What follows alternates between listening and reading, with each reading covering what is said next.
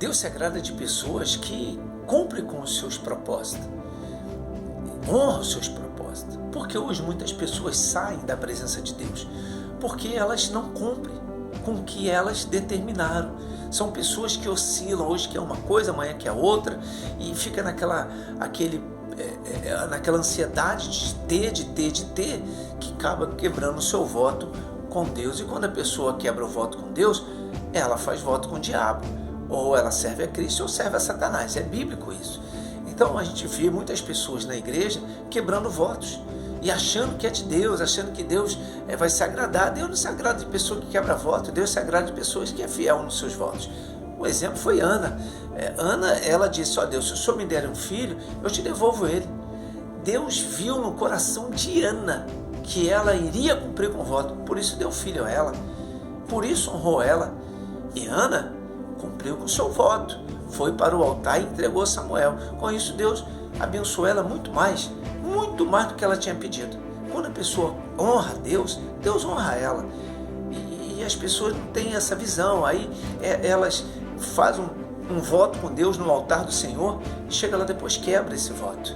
Tem muita gente quebrando votos hoje com Deus, dizendo que ia fazer, que ia acontecer, e no final abandonou a obra, abandonou o caminho do Senhor, abandonou a igreja e usa o argumento de que Deus sabe que eu precisava, Deus sabe, Deus entende, é de Deus, foi Deus. Na verdade foi o desejo da pessoa, foi o próprio querer dela. Por quê? Porque quando a pessoa ela faz um voto com Deus e permanece no seu voto, Deus honra ela. Deus honra ela. Olha, a pessoa quando começa a arrumar álibi para justificar o seu erro, Deus não se agrada dela. Adão foi Adão errou, pecou, e Deus foi até lá, não achou Adão e procurou Adão. Quando Adão se apresenta, em vez de ele dizer: ó Senhor, eu pequei contra ti, poxa, eu fiz tudo errado, me perdoa. Não, Adão já foi dizendo o seguinte: Senhor, eu estou nu. Já foi falando, e Deus falou: poxa, você pecou, Adão, você fez o que não era para ter feito. Aí, primeira coisa que ele faz: foi a mulher que tu me deste.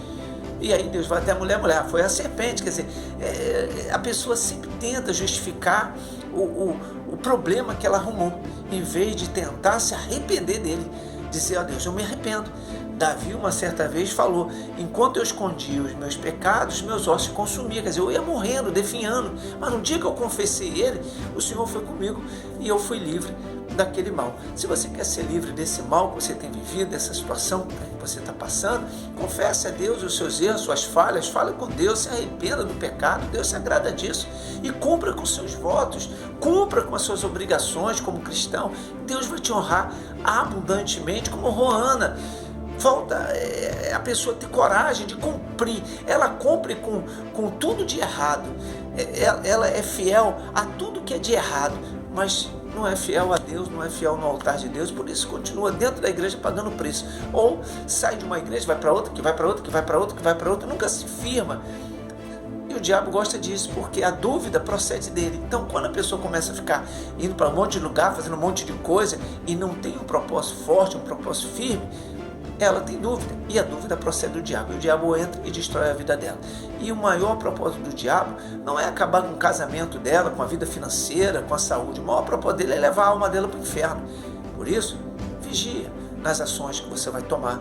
Tome cuidado, busque em Deus, espere o tempo dele, fica onde você está, aguarde o tempo do Senhor, ele vai abençoar. Não tenta dar jeitinho, não tenta arrumar álibi ou situações para tentar ajudar Deus. Tem pessoas que dizem: Deus não me quer aqui, eu vou para lá. Deus não me quer lá, eu vim para cá. Deus não me deu isso, eu vou fazer aquilo. Espere o tempo de Deus. Deus sabe todas as coisas. Se Ele não fez ainda, é porque Ele está preservando a sua vida para que você não venha sofrer e perder a salvação da sua alma. Pense nisso e que o Senhor Jesus te abençoe.